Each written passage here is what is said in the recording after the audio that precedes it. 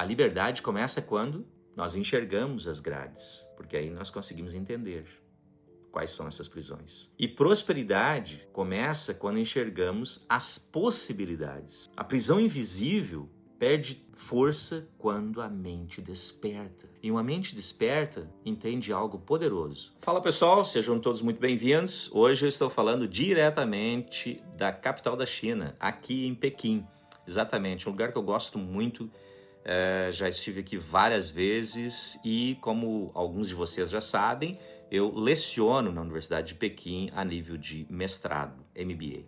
Quero falar com você sobre prisão, exatamente. A melhor maneira de evitar que um prisioneiro escape é garantir que ele nunca saiba que está na prisão. Essa frase é atribuída a Dostoiévski, um escritor russo muito famoso. E para mim, essa frase ela é muito perturbadora, porque nos obriga a fazer uma pergunta incômoda. E se muitos de nós estivermos vivendo dentro de uma prisão sem perceber? E veja bem, não estou falando de grades de ferro. Eu estou falando de uma prisão construída por ideias, sistemas, ideologias, dependências, medos, dívidas e até mesmo hábitos. Exatamente. Tudo isso pode ser prisão ou prisões que nós estamos encarcerados dentro delas. Uma prisão onde as portas parecem abertas, mas poucos conseguem sair dessas prisões. Está tudo aqui na nossa mente. A prisão moderna não tem muros. No passado, os reis controlavam povos pela força. Hoje, o controle é muito mais sofisticado.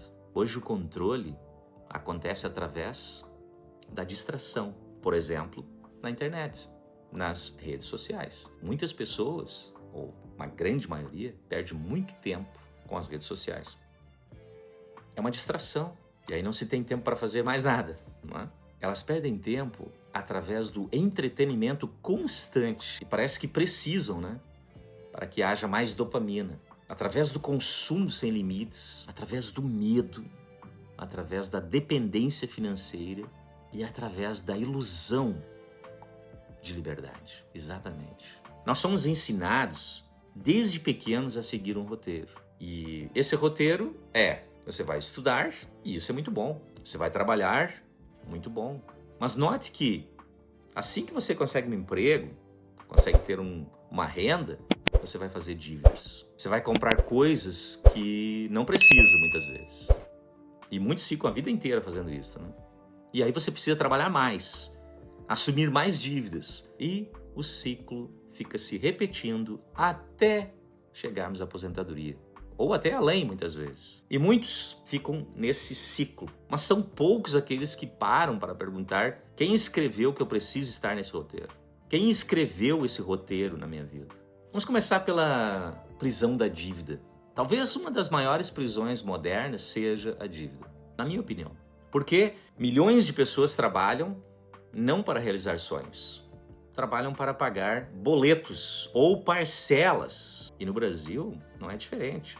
Eu e você sabemos que milhões de pessoas estão endividadas. E elas estão pagando as parcelas do carro, da casa, as parcelas dos cartões de créditos, até parcelas de férias. E continuam sempre pagando parcelas. E a dívida, pessoal, cria uma ilusão de riqueza. Você já notou isso?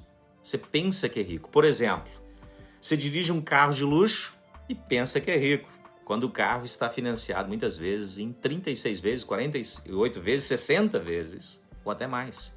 Eu já ouvi falar de carros que são financiados em 10 anos. Mas na realidade, quem é o dono do carro? É o banco. O banco é o verdadeiro dono do carro. Você mora em uma casa magnífica, mas ainda pertence ao financiamento, portanto pertence ao banco. Você usa o seu cartão de crédito para comprar roupas caras, de marcas, porque você quer pensar que é rico. Mas na realidade está tudo no cartão. E o cartão precisa ser pago. E com muitos juros, como nós sabemos. Eu tenho a impressão que muitas pessoas parecem livres, mas elas vivem acorrentadas a compromissos financeiros que exigem décadas de trabalho. Exigem décadas de trabalho. Não possuem seus bens, são possuídas por eles. Aí depois vem a prisão da dependência.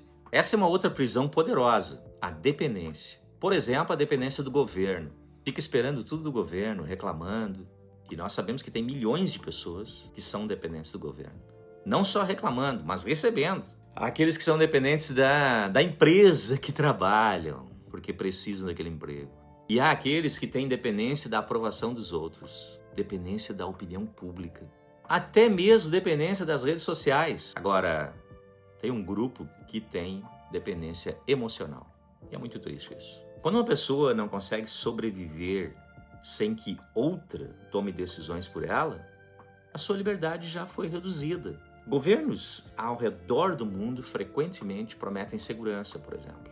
Aqui na China existe bastante segurança. E a segurança é importante, é muito importante. Paga-se impostos para estar seguro, para poder andar nas ruas seguro, né? Mas olha só, existe uma linha tênue entre proteção e dependência. Quanto mais dependente um povo se torna, menos autonomia possui. E a autonomia é, na minha opinião, um dos verdadeiros pilares da verdadeira liberdade. Autonomia significa ter mais liberdade. Aí, se a gente continuar pensando e analisando, nós vamos ver que existe a prisão do medo. Você já notou? O medo sempre foi uma ferramenta poderosa. E os governantes sabem disso. Exatamente. Os políticos brasileiros sabem disso. As empresas sabem disso. Os líderes corporativos, políticos, religiosos sabem disso. O medo faz pessoas obedecerem. Deixa eu repetir para você. O medo faz pessoas obedecerem. O medo faz pessoas aceitarem situações que normalmente rejeitariam, mas pelo medo elas continuam aceitando. O medo faz com que as pessoas desistam dos seus próprios sonhos. Quantas pessoas permanecem décadas em empregos que odeiam? Eu conheço pessoas assim. Décadas, anos e anos. Não porque elas amam aquele trabalho. Pelo contrário, mas porque tem medo. Medo de fracassar diante dos seus amigos, dos seus familiares. Medo de tentar fazer algo diferente. Medo de recomeçar. Medo de descobrir que poderiam ter vivido algo maior. E eu dou graças a Deus por não ter tido medo de ir fazer as minhas aventuras, estudar na Inglaterra e me tornar um professor internacional. Estou muito grato a Deus, porque senão não estaria aqui falando com vocês, direto da China, neste momento. Aí, nós temos a prisão mental, né? Talvez a mais perigosa de todas seja a prisão mental, porque nela, o prisioneiro se torna o próprio carcereiro. Ele passa a repetir frases como: eu nunca vou conseguir, eu não sou inteligente, eu não sou bonito ou bonita. Dinheiro é coisa de gente ruim. Dinheiro nos leva para o inferno. Eu nasci para ser pobre e vou morrer pobre. Eu já ouvi essa frase muitas vezes, até dentro da minha família. Eu nasci pobre e vou morrer pobre. Eu não tenho sorte como tu tens. Ah, não, esse negócio aí de viajar, de ler bons livros, não é para mim, não. Abrir o meu próprio negócio, não, isso aí não é para mim. E com o tempo, essas crenças tornam-se grades invisíveis na nossa mente. A pessoa nem tenta mais, ela desiste depois de alguns anos. Ela aceita uma realidade limitada porque acredita que essa limitação, essa realidade é definitiva. Ela já escreveu isso na sua mente e isso a torna totalmente dependente e prisioneira. Quem realmente controla a sua vida? Essa é uma pergunta desconfortável. Quem realmente controla a sua vida? Mas é uma pergunta necessária. Quem controla as suas decisões no dia a dia? Quem controla? Você controla ou você espera pelo governo? Quem controla as suas decisões no seu banco? É o banco que te oferece o crédito, mas é você que decide. Quem controla a sua vida? A sua família? Suas crenças religiosas, por exemplo? Suas dívidas? Suas emoções? Se alguém pode determinar completamente suas escolhas, talvez exista mais aprisionamento do que liberdade. Liberdade não significa fazer qualquer coisa. Significa ter capacidade de escolher conscientemente o seu caminho. Isso é liberdade. Mas qual é o preço da liberdade? A verdade é que liberdade tem um custo. Você concorda comigo? Liberdade, meus amigos, minhas amigas, todos vocês que estão aí do outro lado. Liberdade exige responsabilidade, exige disciplina, exige conhecimento, exige sabedoria, exige planejamento e exige coragem. Muitas pessoas desejam essa tal da liberdade, mas poucas estão dispostas a pagar o preço dela. Porque é mais confortável permanecer dentro da prisão conhecida do que explorar um mundo desconhecido. Exatamente. É muito mais fácil. A pessoa quer ficar ali no seu cantinho, confortável, e está dentro de uma prisão, que muitas vezes é desconfortável. A maior fuga da história, ou seja, a verdadeira fuga, não acontece quando alguém muda de cidade, de país, de estado. Não. Nem quando você muda de emprego. E nem quando muda de amigos. A verdadeira fuga acontece quando a mente desperta. Exatamente. Quando você abre sua mente. Quando alguém percebe que eu não preciso viver exatamente como todos vivem à minha volta.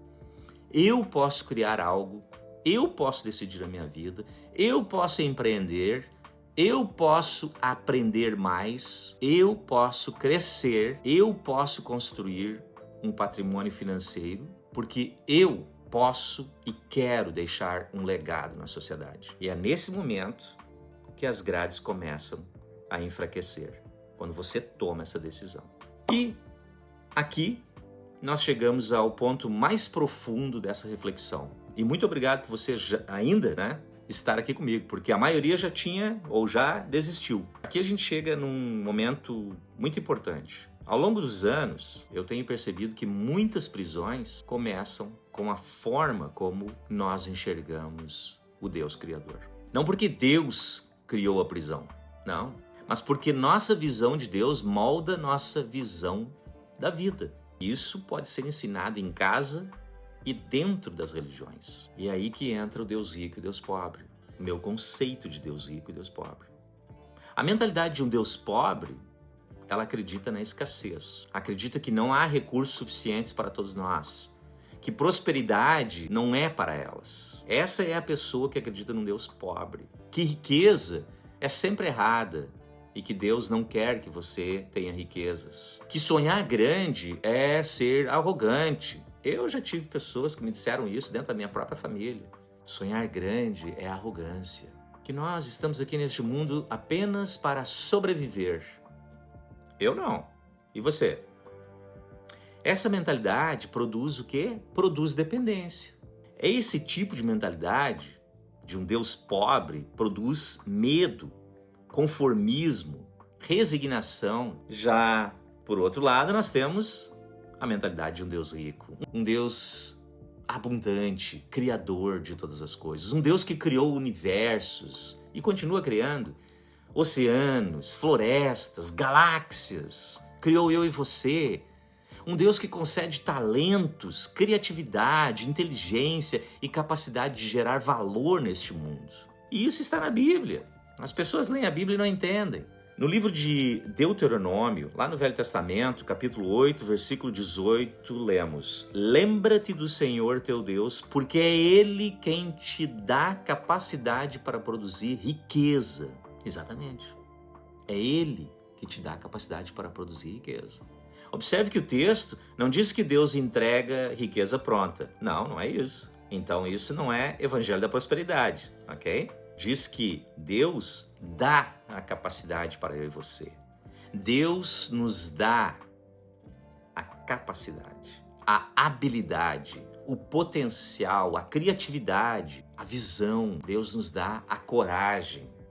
E como seres humanos, nós deveríamos seguir esta linha de pensamento de um Deus rico, porque é esse Deus que nos dá a verdadeira liberdade. O Deus rico não quer filhos dependentes, quer filhos maduros, capazes de criar, de servir neste mundo, de produzir coisas boas, ajudar outros, construir uma vida boa para você e para quem está à sua volta. O Deus rico quer que você multiplique e abençoe os outros, a sociedade à sua volta. Esse é o Deus rico. E talvez a pergunta mais importante não seja quem está me aprisionando, mas sim quais prisões eu aceitei sem perceber. Quais são essas prisões?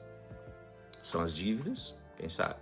O medo, a dependência, as crenças limitantes, quem sabe uma mentalidade de escassez, de alguém que segue um Deus pobre e não rico.